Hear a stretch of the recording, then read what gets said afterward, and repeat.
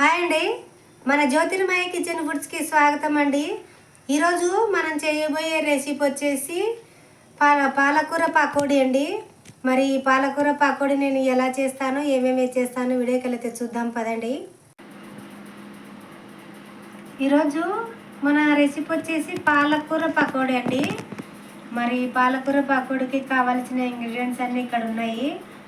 నేనైతే ఒక 3 కట్టలు పాలకూర తీసుకున్నానండి. కాడలు తుంచేసి ఆకాకు ఒకటి తీసుకున్నాను. కావాల్సినంత జీలకర్ర, ఉప్పు, 2 స్పూన్ల బియ్యం పిండి, శనగపిండి, పసుపు, 2 ఉల్లిగడ్డలు, కొన్ని పచ్చిమిర్చి, అల్లము, ఎల్లిపాయ, కొత్తిమీర, కరివేపాకండి. కావాల్సినంత ఆయిల్. మరి మన పాలకూర పకోడీకి కావాల్సిన అవన్నీ ఇక్కడ పెట్టుకున్నాం కదా. మన ప్రాసెస్లోకి అయితే వెళ్దాం. ఇప్పుడు ఇవన్నీ పాలకూర అండి. నేను శుభ్రంగా కడిగి పెడతాను. ఈ ఉల్లిగడ్డలు కూడా కట్ చేసి అల్లం పేస్ట్ దంచి పెట్టుకుంటాను. పచ్చిమిర్చి కూడా దంచుతానండి. ఇవన్నీ ఇదైతే శుభ్రంగా కడిగి పెడతాను. పాలకూర కూడా ప్రాసెస్లోకి అయితే వెళ్దాము. నేనైతే శుభ్రంగా కడిగానండి. కరివేపాకు, కొత్తిమీర కూడా కడిగి పెట్టాను. ఉల్లిగడ్డలు అయితే ఇట్లా పొడుగా తరిగి పెట్టానండి. ఇట్లా సన్నగా పొడుగా తరిగి పెట్టాను. మరి పాలకూర కూడా శుభ్రంగా కడిగి పెట్టానండి. బాగా 2 సార్లు కడిగి పెట్టాను. మరి ఇది కూడా బాగా శుభ్రంగా కడిగి పెట్టాను కదా. అల్లము, ఎల్లిపాయలు దంచుతానండి. కొద్దిగా అల్లము, ఎల్లిపాయలు వేసినా కదా. దీంట్లోనే కొద్దిగా కరివేపాకు వేసి, ఒక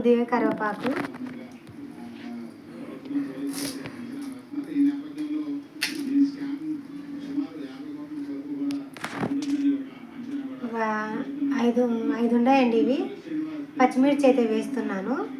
ఇవి బాగా దంచుతానండి. కచ్చపచ్చగా దంచుతాను. నేను ఈ విధంగా అయితే కచ్చపచ్చగా దంచానండి. మెత్తగా దంచలేదు. మీరు వీలైతే మిక్సీలో కూడా వేసుకోవచ్చు. నేను చిన్న రోట్లో కచ్చపచ్చగా దంచాను. ఇప్పుడైతే దీన్ని తీస్తున్నాను. నేను మనం తరిగి పెట్టుకున్నాం కదండి ఉల్లిపాయ ముక్కలు, అవి అయితే వేస్తున్నాను. కొద్దిగా కొత్తిమీర వేస్తున్నాను. ఇది మనం దంచి పెట్టుకున్నాం కదండి. పచ్చిమిర్చి, కరివేపాకు, అల్లము, వెల్లుల్లి అవి వేస్తున్నాను.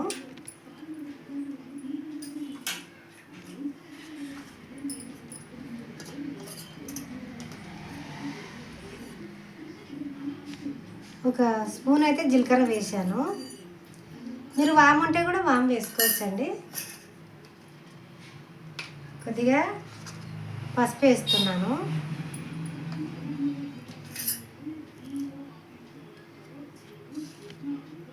ఒక 2 స్పూన్లు అండి ఉప్పు వేసాను. రుచికి సరిపడినంత, చిన్నది కదా ఇది. మళ్ళీ చూసి వేసుకోవాలండి ఉప్పు.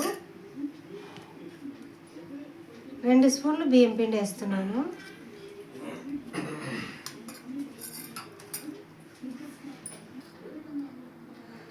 ఇది ఉల్లిగడ్డ ముక్కలు, కొత్తిమీర, కరివేపాకు ఇవల్ల కొద్దిగా బాగా మెత్తగా పిసకాలండి. ఆనియన్స్లో ఉండే నీరంతా బయటికి వచ్చేంత వరకు మనము ఇలా ఈ విధంగా చేసుకోవాలి.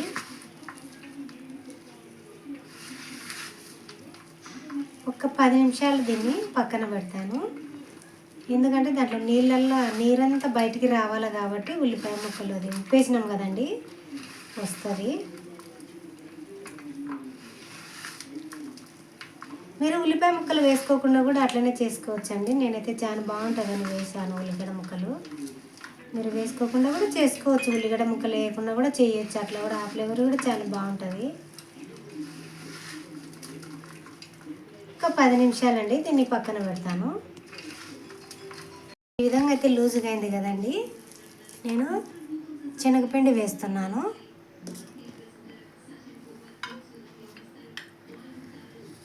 ఒక కప్పు అండి.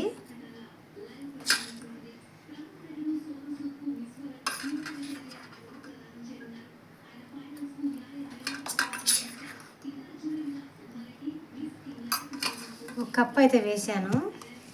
దీన్ని కూడా బాగా పిసుకుతానండి.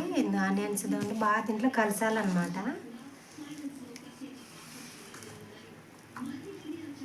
కొద్దిగా వాటర్ వేసి ఇట్లా కలిపానండి. ఇప్పుడు నేను పాలకూర వేస్తున్నాను. పాలకూర మనం శుభ్రంగా కడిగి పెట్టుకున్నాం కదా, అదైతే వేస్తున్నాను. పాలకూర మీ ఇష్టం అండి, ఎంతైనా వేసుకోవచ్చు. ఆ కూర అనేది ఎక్కువ ఉంటేనే బాగుంటుంది దీంట్లోకి. పాలకూర పకోడీ కదా, ఎక్కువ ఉంటేనే బాగుంటుంది.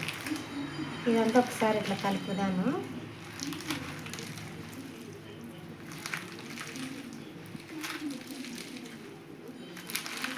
ఈ విధంగా అయితే బాగా కలిపానండి. శనగపిండి పాలకూర వల్ల ఈ విధంగా కలిపినాను. ఇప్పుడు మనం ఆయిల్ వేడి చేసుకుందామండి. నేనైతే ఇప్పుడు ఆయిల్ వేడి చేస్తాను. నేనైతే స్టవ్ వెలిగిస్తున్నానండి. ఆయిల్ అయితే వేస్తున్నాను.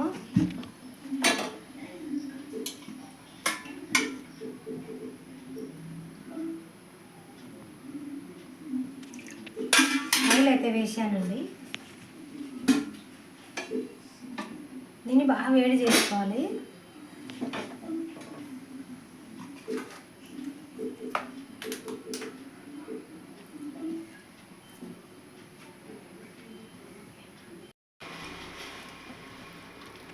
ఆయిల్ అయితే హీట్ అయిందండి.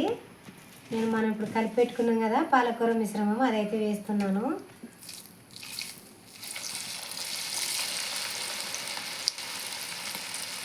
చాలా బాగుంటాయండి పాలకూర పకోడీ. మనం బియ్యం పిండి వేసాం కదా, చాలా క్రిస్పీగా భలే ఉంటాయండి. సాయంత్రం ఈవినింగ్ స్నాక్స్కి కూడా చాలా భలే బాగుంటాయండి. నిజంగా అండి, చాలా బాగుంటాయి.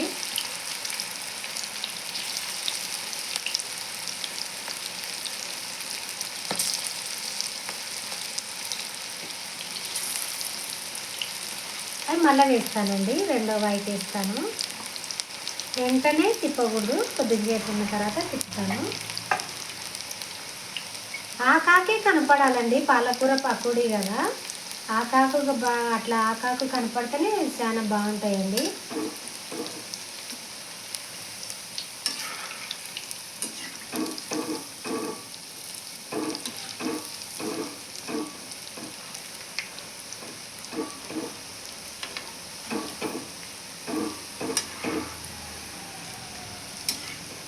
మీరు తోటకూరతో కూడా చేసుకోవచ్చండి. దీనిలో పకోడీని తోటకూరతో కూడా చేసుకోవచ్చు. అది కూడా చాలా బాగుంటుంది, ఆ ఫ్లేవర్ కూడా.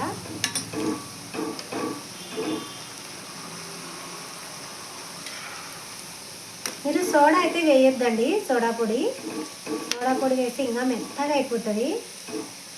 సోడా పొడి అయితే వేయొద్దండి.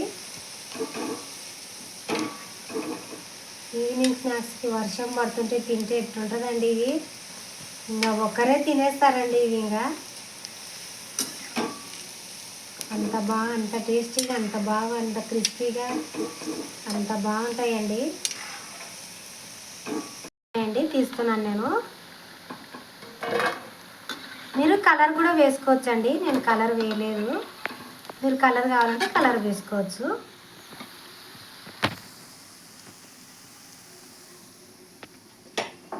ఇంకొకసారి వేస్తున్నాను.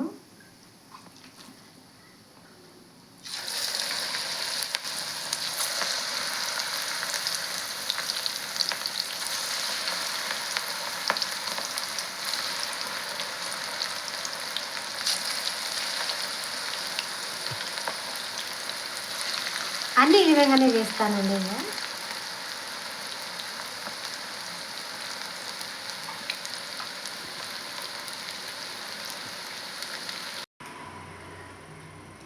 అయిపోయిందండి మన పాలకూర పకోడీ. నిజంగా అంటే చాలా బాగుందండి. క్రిస్పీగా చాలా బాగుందండి. చూడండి, క్రిస్పీగా ఎంత బాగుందో. మనం బియ్యం పిండి వేసాం కదా, చాలా బాగా వచ్చిందండి. చాలా బాగుంది. మరి వీడియో కనుక మీకు నచ్చినట్లయితే లైక్ చేయండి, షేర్ చేయండి, సబ్స్క్రైబ్ చేయండి ప్లీజ్ అండి.